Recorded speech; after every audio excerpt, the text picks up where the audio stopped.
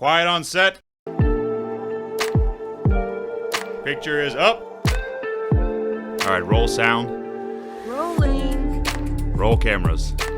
Cams rolling. And 3, 2.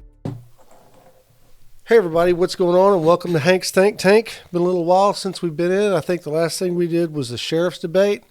If you didn't see that, that was a great show. So go to Facebook, check it out. It's also here on my YouTube channel. I have Ernest Bells in here with me today, and this man really doesn't need a big introduction, but I'm going to try to give him one anyway. He's running for his 5th term for District 18 of the House District of Representatives. He's a good man. He's a Republican, and it's just good to have him in here. This guy has a wealth of knowledge when it comes to legislation, how it's put together, how it plays out, what happens in Austin, what happens in the community. He's got his thumb on the community. He knows what's going on. He's got his pulse there too. So, Ernest Bells, good afternoon. How's it going? Doing good. I appreciate you having me, Hank. Thanks. It's a bad day. I mean, the weather's just been horrible. This is Wednesday of the day that we had all the rain and all the flooding, and he still drove all the way out here to Studio 13 to check us out. All right, let's dive right in. So I wanted to clear up a couple of things that have been out there in the press lately, and I wanted to make sure that you had an opportunity to say your piece on these issues. So it might get a little uncomfortable for you, but I'm sure you're used to those kind of things. We're here for the hard questions. Yeah, let's just jump right in.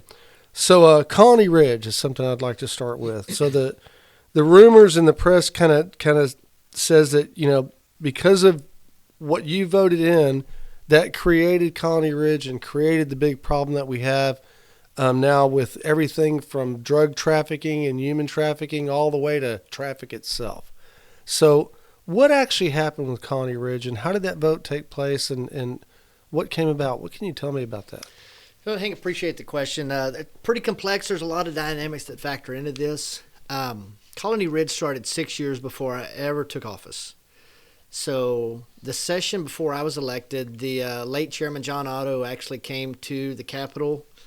He was Chairman of Ways and Means. He testified before the Senate Committee, as well as Judge Jay Knight and County Attorney Wes Hinch. And they all came and they discussed Colony Ridge, the development, the growth, and they needed help. Okay. And flatly, Texas, we're a very strong private property rights state. Mm-hmm. We don't like someone telling us what we can or cannot do with our property. And development started down there, which is unlike anything that's ever happened in a nation. It is the largest in the nation. So predominantly low socioeconomic Hispanic demographic. Mm-hmm. It gets brought up and said, well, it's a colonia. Like that, there's a lot of issues down there, but it's not a colonia, far from it. As far as water and sewer, they far exceed all TCQ specs. There's community centers, splash pads, soccer fields, some amenities that I'd love to have in my hometown. Okay. But the negative consequence of the growth has hit all of us hard. So when I was first elected, was aware of the issue.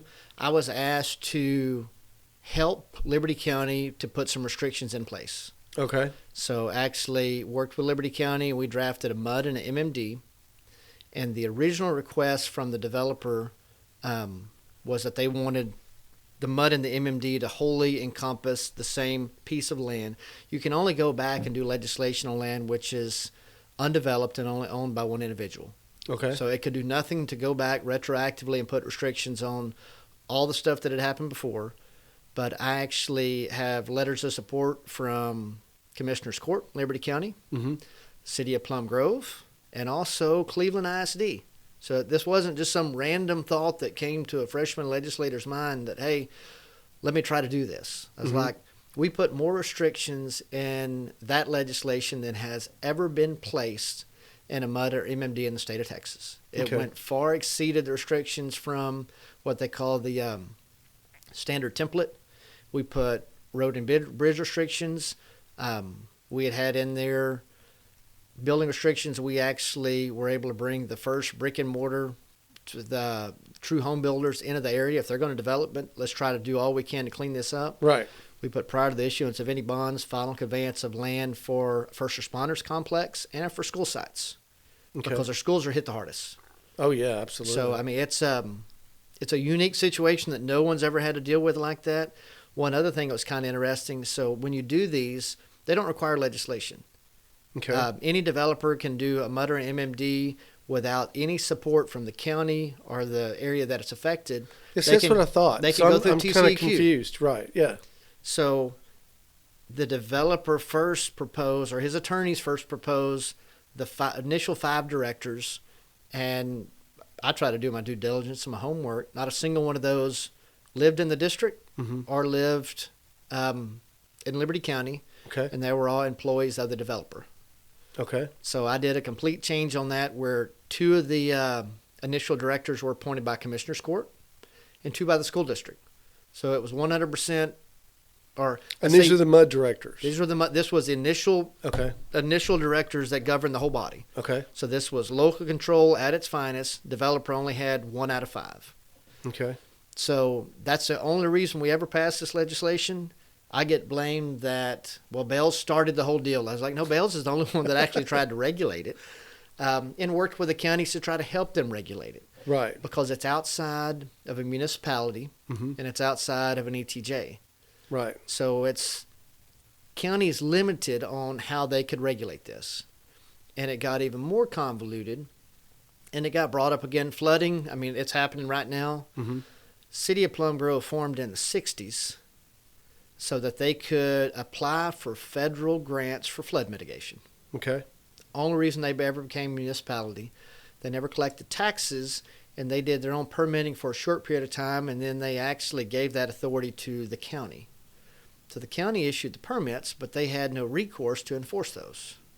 Okay. Yeah, So that sounds about right. There was a for whole around- lot of yeah. issues. So with that being said, you fast forward, the growth that's happened there. We've worked with TCQ to try to make sure that everything's being followed, have tried to do whatever we can to stop it.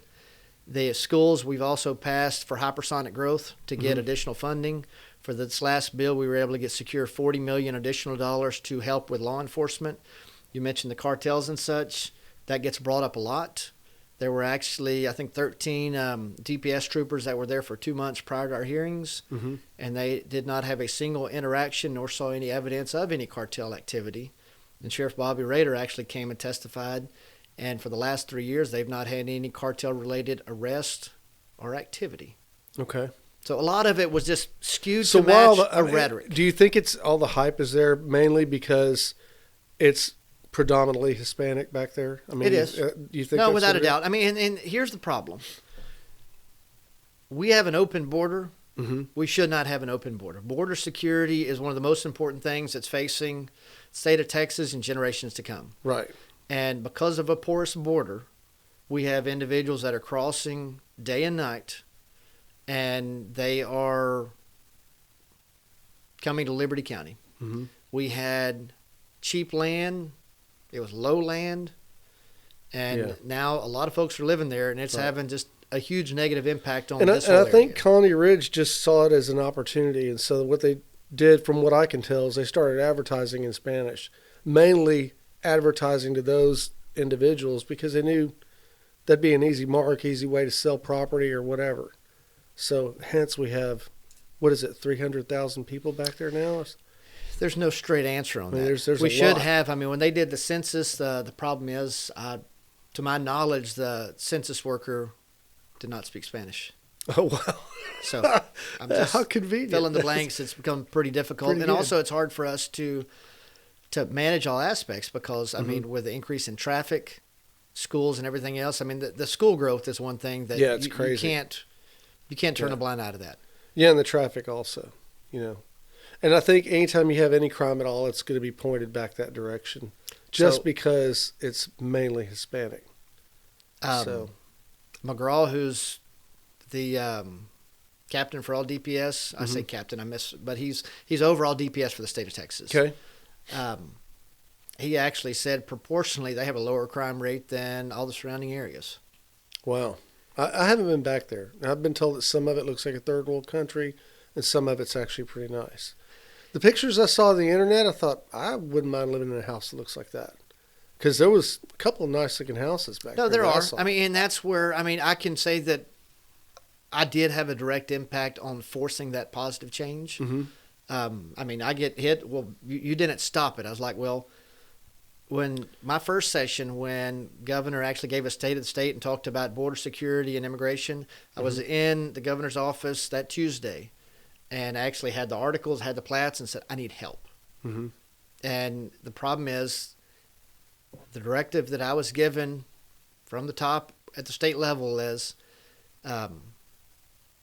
federal protections on who you can or cannot sell land to, and you cannot discriminate based on country of origin. I got you. Yeah, and that's wrong. But so it all goes back to a border.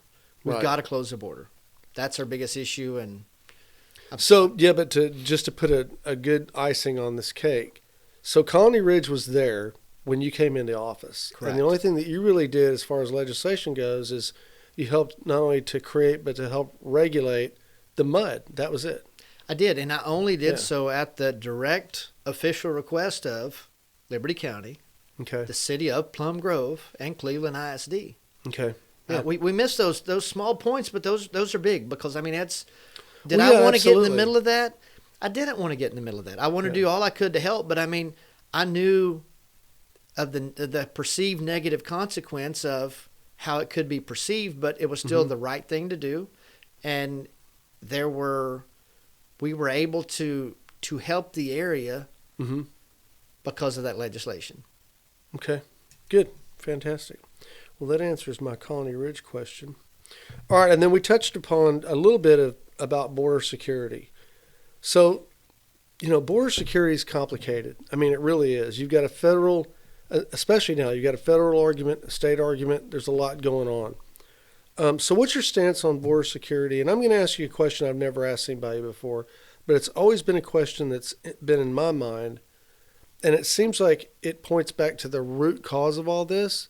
And how come nobody ever discusses it? And that question is, why is it that we never talk about what the economic causes are in Mexico that creates an environment to where they all run this direction? Why don't we take a look at how we can, fix whatever's wrong there to make their homeland attractive to them again so they'll stop running this way? Does that make sense? No, it does, and I tell you, a lot of the issue is not Mexico itself. It's more of our South American countries. It's it's Honduras, all those Honduras, places. Yeah. Guatemala. I mean, Yeah. it's all those others. So, and the problem is, there's no negative consequence to crossing the border illegally. Mm-hmm. There should be. I mean, to every consequence, there has to be repercussions. But I would think so, there's yeah. none on that. I mean, and the So problem there's no is, deportation or anything. I mean, basically, you can come here and you can do whatever you want, and you're good. that is under the current federal administration. That is how things have been handled. Wow. So we were able to pass a lot of stuff during the last legislative session and the 4 consecutive special sessions to help address this as best we can. We passed the most robust border security package that was passed in any state in the United States. We are having to pick up, as Texas taxpayers, we're having to pick up the tab to do the job that our federal government is not doing. Right. So, and with that being said, I mean, we did additional $5 billion allocation to border security. Mm-hmm. We passed funding for an additional 100 miles of the border wall. I don't know, you probably read the current news about Supreme Court's ruling about razor wire and how we handle those Right. how we handle those devices on the border. But with that being said, we also did a few different things. We have to where a judge in the state of Texas can actually enforce deportation. That's never been done before. Any judge in the state of Texas. A judge in the state of Texas can Okay. enforce deportation. They also have it to where it is a state offense to enter this country illegally. Mm-hmm. There was no state offense. You weren't breaking the state law by coming there. So now a policeman can pull you over, like let's say out here in Splendora, make a determination that you're here illegally, arrest you, bring you before a judge, deported and gone. There's issues right now where that's actually being fought in the federal courts, and we knew that was going to happen. Okay. And I want to get to one other thing. We also had it to where Border Patrol agents can also help enforce state laws. Okay. And I've been asked I'm the surprised question. they weren't able to before. They were not. They had no authority. But then again, that directive also comes from leadership, and that leadership comes from whoever's in the White House at the time. And and we don't have that. We don't have a supportive relationship with the current administration. Mm-hmm.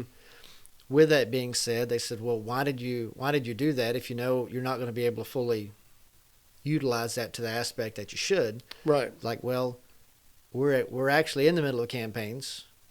Presidential election will be happening in November, and if there are changes, and we have an administration that actually takes serious our border security and securing our border, then we have done great steps in the legislative session to empower that individual and that administration to fight border security at the root.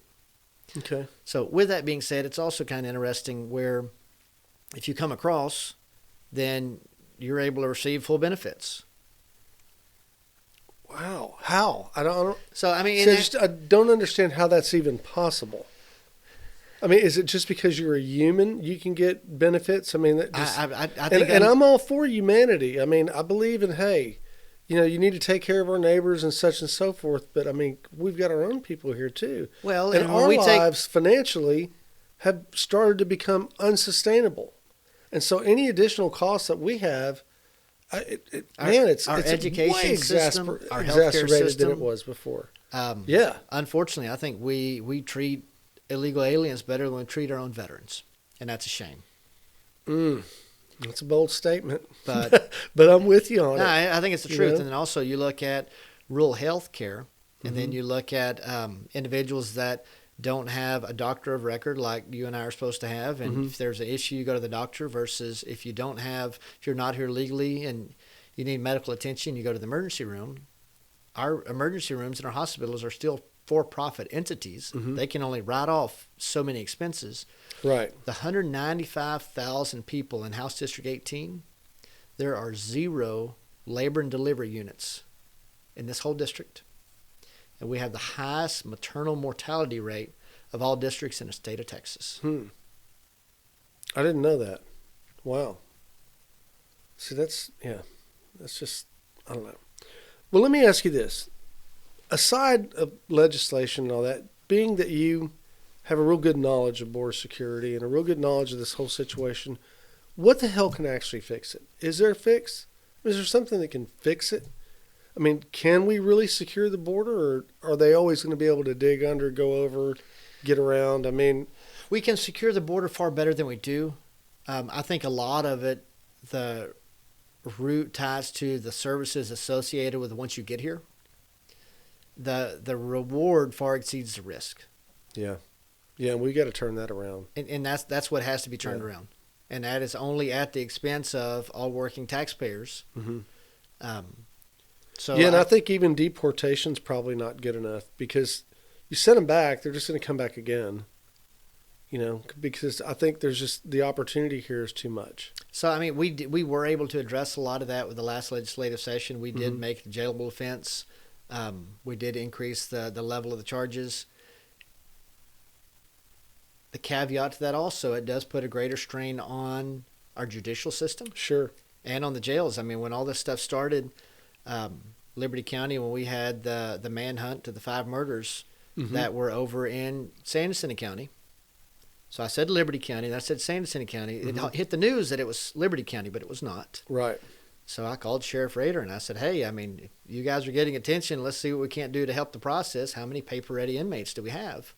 And that is inmates that are ready to go to TDCJ, and there were a number of those. And asked him if it was all right to kind of try to help expedite that process, because our Liberty County jails were full, and we were actually having to pay to send inmates to Louisiana and paying per head per day to house those inmates in Louisiana. And that's what brings up, like, even if we do give the tools and the mechanisms for our local law enforcement to enforce this, how do we sustain that, and who pays for that? I mean, there is no substitute. It's got to be handled at the federal level. Okay. Yeah, and that makes sense. I just don't understand why the federal level doesn't want to cooperate on that one. I agree. Okay, let's move a little bit farther down. I think we've kicked out border security pretty good. And I think you've got a pretty good position on that too. So, all right, here's something that I'm kind of really light on as far as knowledge goes, but I know it's a big deal and I wanted to cover it, and that's school vouchers. So, what is your take on school vouchers, and how do you see those working or not working? School vouchers are viewed differently all across the state of Texas. Mm-hmm. I represent 3.25 counties, Okay. and I represent 17 school districts. HISD has 15 to 17 reps that represent that one school district, so they get 15 to 17 votes. Right. My little school districts essentially get about 1/17. Okay. So that's just good perspective to start with.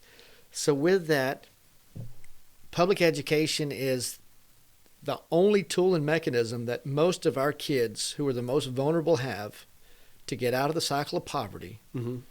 to learn a valuable trade, be able to go to secondary education if they're able to do so.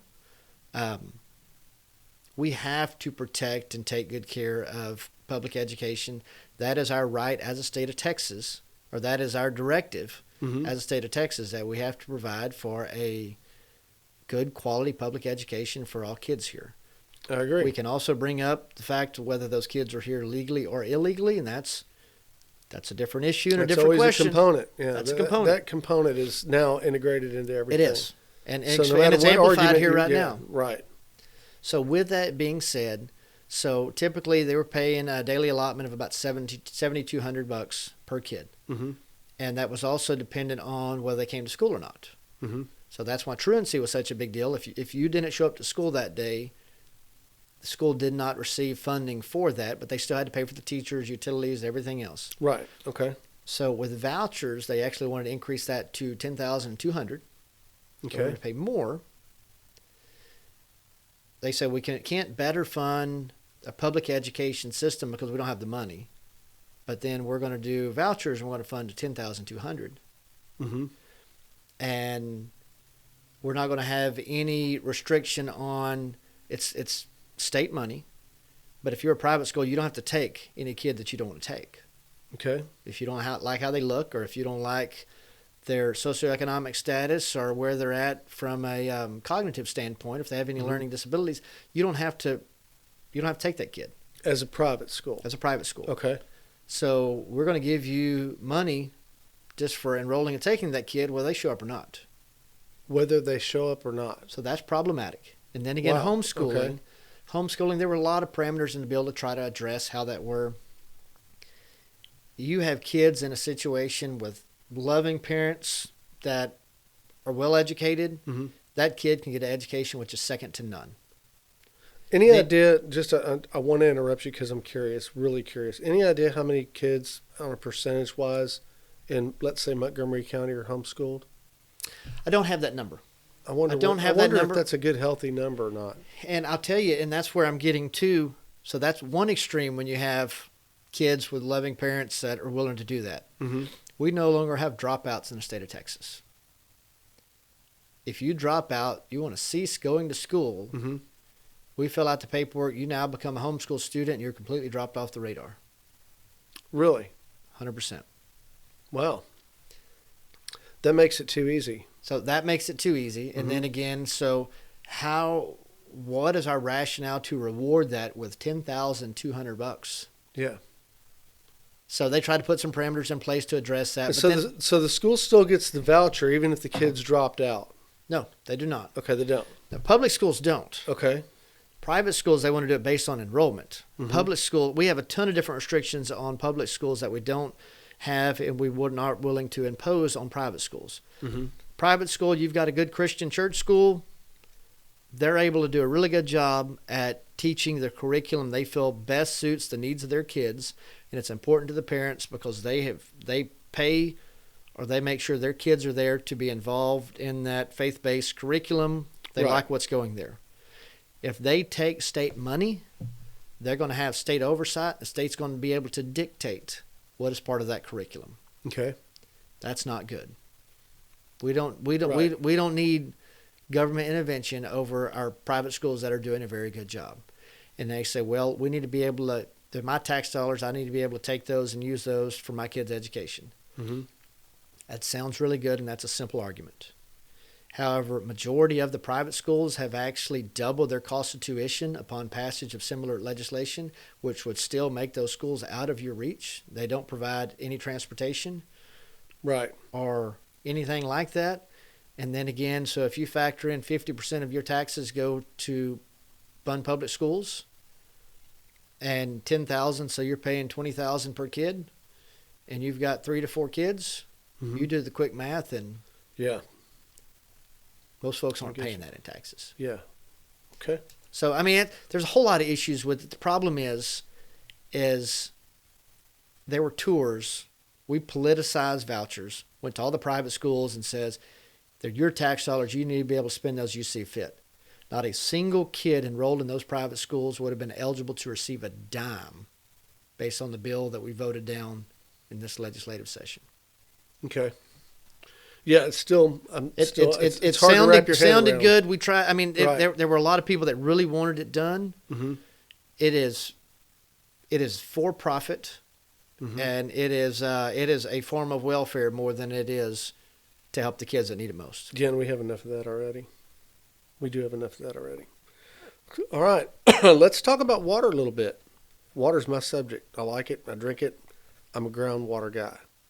So what's going on with water here in Montgomery County and especially District 18? We had discussed a little bit of it before we started rolling. But HD 18 is pretty unique. I actually, it was last campaign they did an issues poll, and it's always good to just try to do some polling to see what's important to everybody here in the district to make sure that's. I mean, my job is to be a servant to do whatever I can to best represent the people within this district, and we need to know what's most important.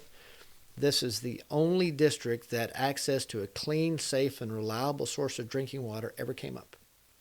Wow. Did not come up anywhere else. I mean, I actually just left a meeting with North Cleveland and Cleveland. Issues with majority of the residents are on wells. There's a gravel pit. They're close. There's an issue with possibly breaching the water table, and now those wells are no longer producing water. They're producing sand. Okay. I got involved back during the regular session with Whole Day Zeta. You have 2 municipalities that only operate off of 1 well. Montgomery County, there's water issues here as well. Subsidence, that's a word that can be argued many different ways. Actually, the largest water development, Texas Water Development Board grant was actually issued right here in Montgomery County Right. for a surface water treatment plant. That was all based on a study that said that we needed to move to surface water rather than groundwater because of subsidence. And then once all that was put into place, there was another report that was issued that proved that science to be not science. so I gotcha. Yeah, so we sit on top of 183 million acre feet of water. We are the Saudi Arabia of water. You would think there wouldn't be any water concerns in Montgomery County. Now, my concern, I don't know if so. You have Liberty County as well, do. right? And Liberty County doesn't have a groundwater conservation district. I believe that to be correct, and I would have to double check that. I know Sanderson County. So what I'd like to see happen is none of the rest of my district is near as stringent on water as Montgomery County is. Right. I'll put it that way, as a matter of fact. And so what I would like to see happen is that our aquifers, because our aquifers don't see political boundaries. Correct.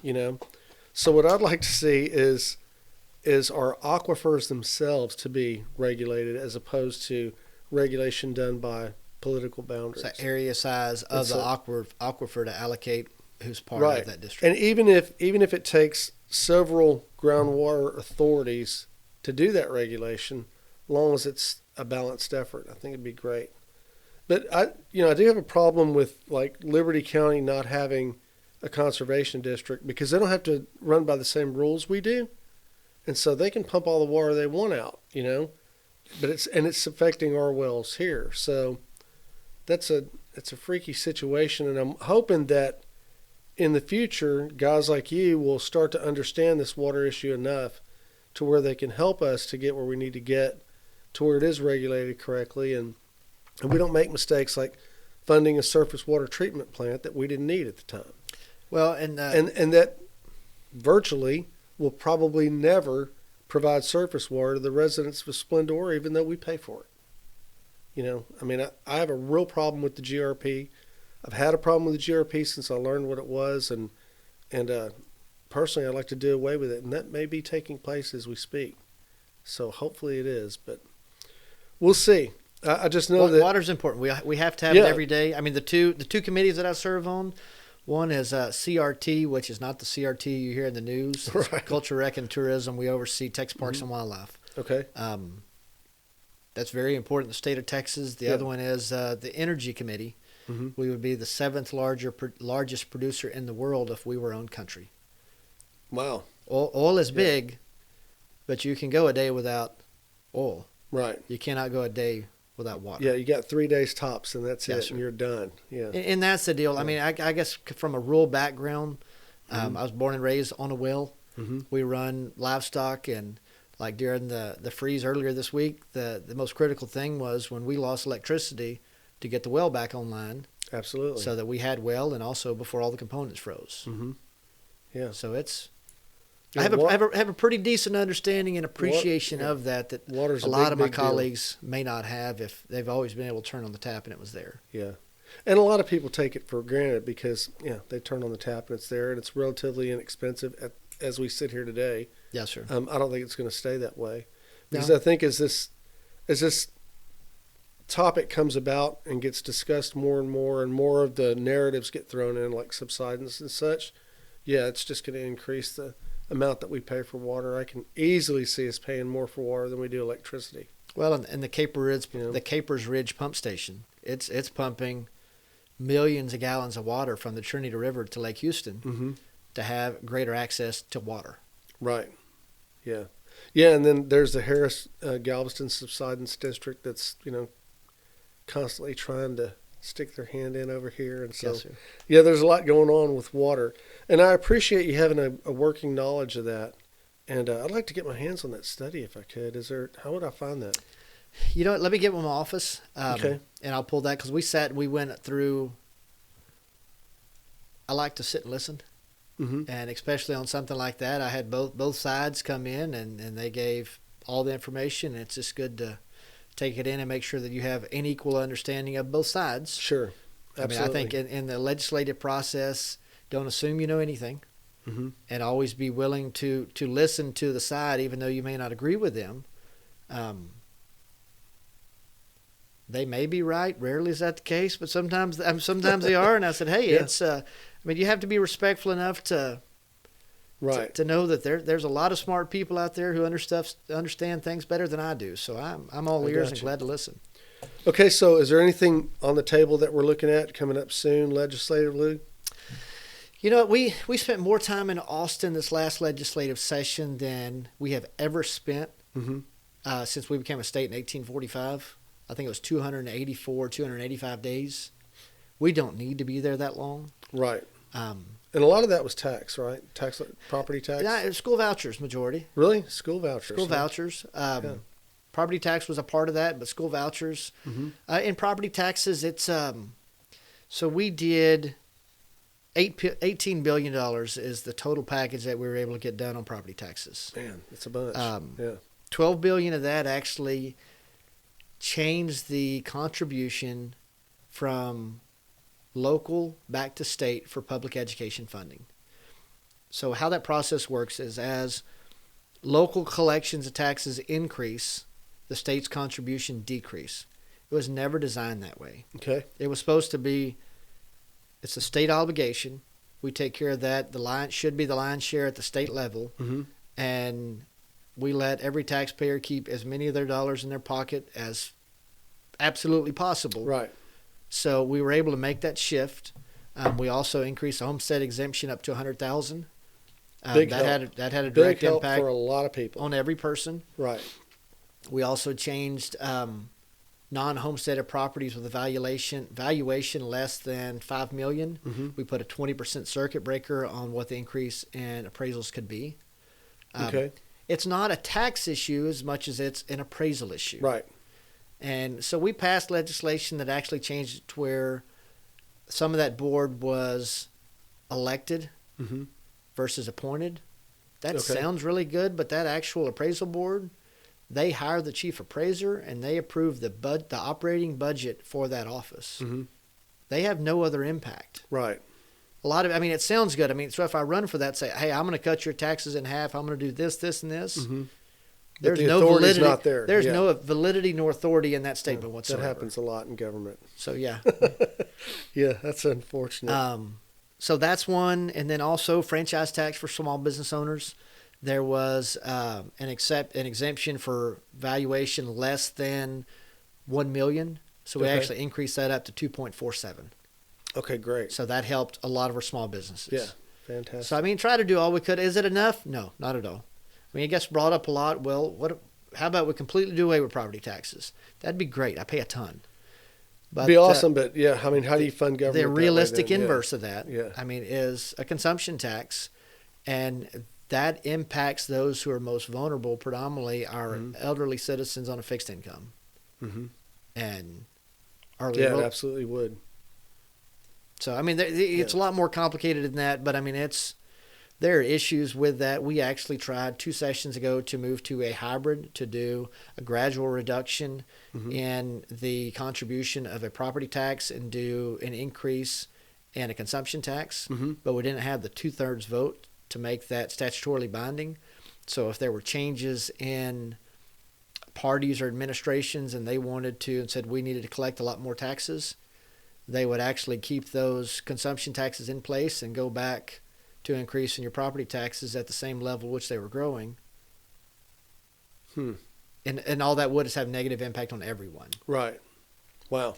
Okay. So I mean, it's a deal like coming up this session. It's probably this election, probably the biggest thing is vouchers is going to get hit on.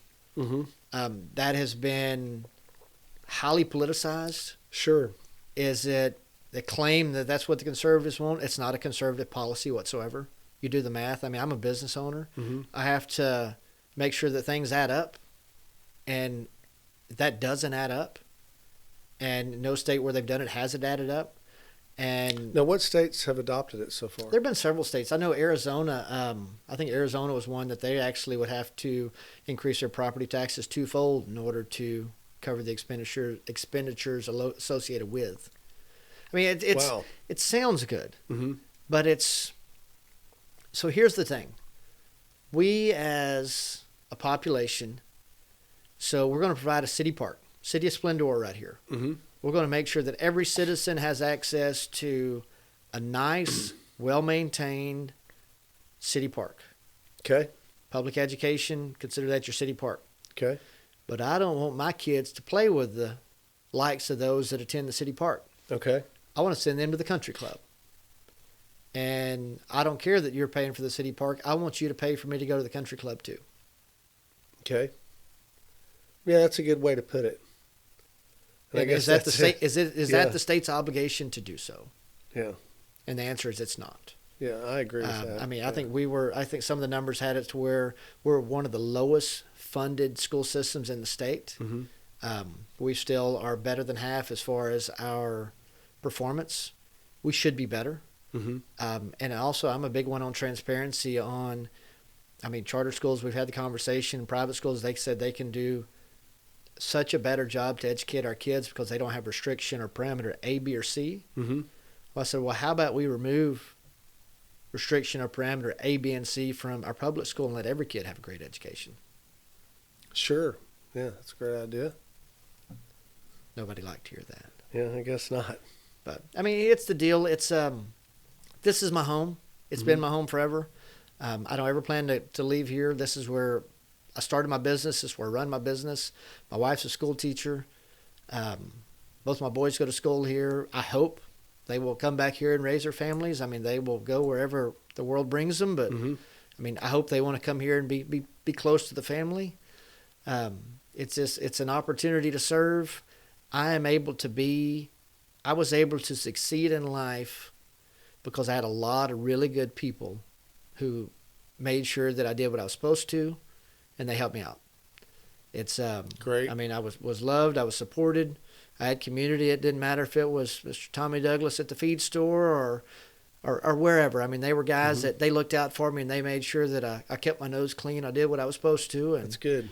And so this is an opportunity that I've got my business to where I can step away, be able to serve, and still make a living for my family, and provide. And it's to take care of making sure that my kids will have the same opportunity and all the other kids, that we protect this area so that it will stay just as awesome as it was the area that I grew up in.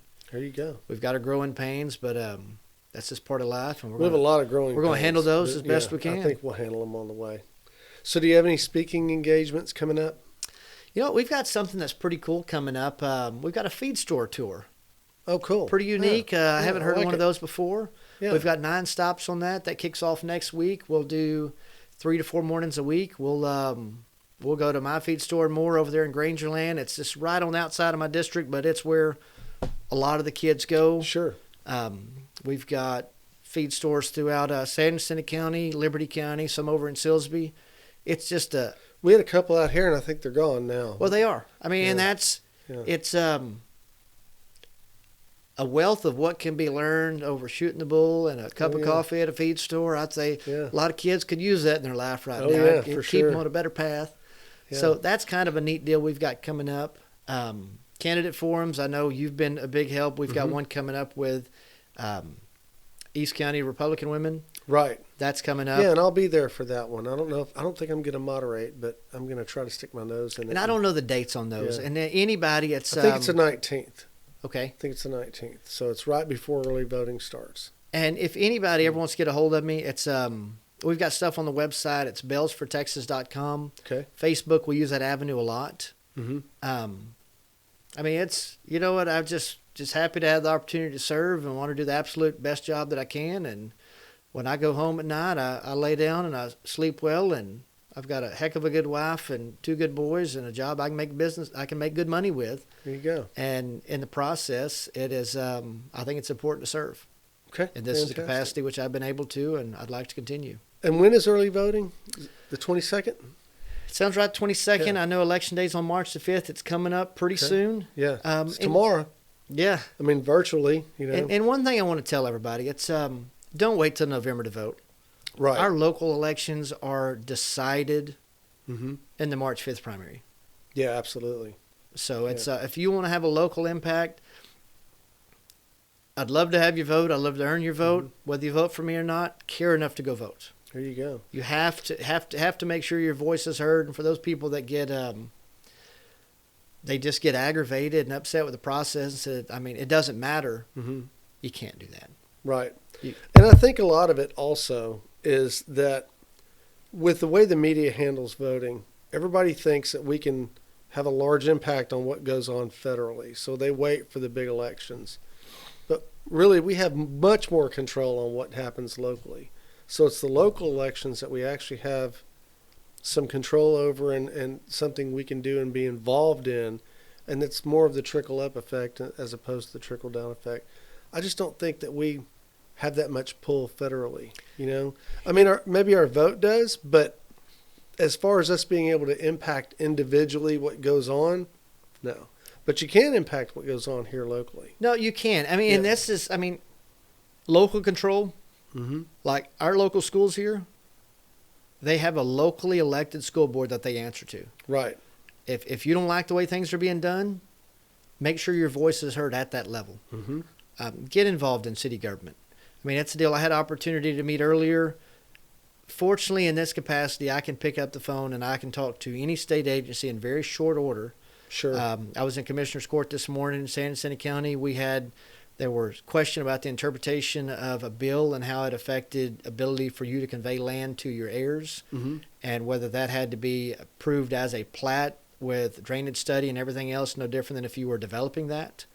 And was able to pick up the phone and speak to, it was in San Jacinto County, but speak to Judge Sidney Murphy over in Polk County, Mm-hmm. spoke to Judge Knight over in Liberty County, spoke to Senator Betancourt. He was the Senate sponsor of the bill, and spoke to legislative guys at Texas Association of County and Texas Association of County Judges and Constables, and was just able to, short order, a handful of phone calls, were able to help get those answers. And it wasn't 3 hours later, was on the phone with TCEQ and able to try to figure out how to get North Cleveland's water back online.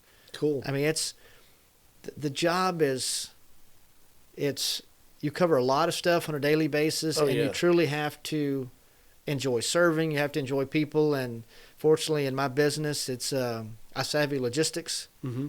and that's what we deal with on a daily basis. Okay. You keep your head down, you figure it out, and I've got two headlights that are plugged in there in the pickup. Night is only a restriction if you let it be one. There you go. I got you.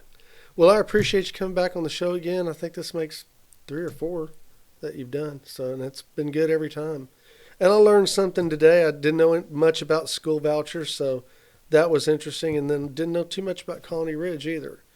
And I assumed Colony Ridge was a little bit more complicated than everybody's just making it out to be. So appreciate the clarification on that. Appreciate you having me, Hank. If I can ever help, you know how to get a hold of me. And Okay. like I said, it's Shouldn't have said that. hey, no, it doesn't bother me at all. I tell you, East County has truly been a pleasure to work with. It is East County is so similar to little old San Jacinto County, where I was born and raised. You guys get a lot of growth, though. Oh, yeah, a lot of growth. We got good people out here, though. No, we do. It's still And I think that if we work on voter turnout, we're going to be in good shape. That's the main thing that we've got. I think that's our biggest battle in the next few years is getting people back involved and to understand they make a difference and to vote for guys like you. Nope. Well, I appreciate it, and have a good one. And Yeah. like I said, cool studio. If anybody's ever in this area, Yeah, come just look drop up by. Hank. It's a cool place to see. Appreciate There you. go. All right, guys. Well, there you have it. Ernest Bales. He is running for his 5th term. And go to ernestbales.com. That's BAILES.com. And check it out. If you want to talk to him, I'm sure you can get in touch with him if you have questions. And be careful how you vote. It's important that you vote intelligently, not just for a name or a slogan. All right, guys, until next time, I'm Hank Batt. This is Hank's Think Tank, and I'm gone.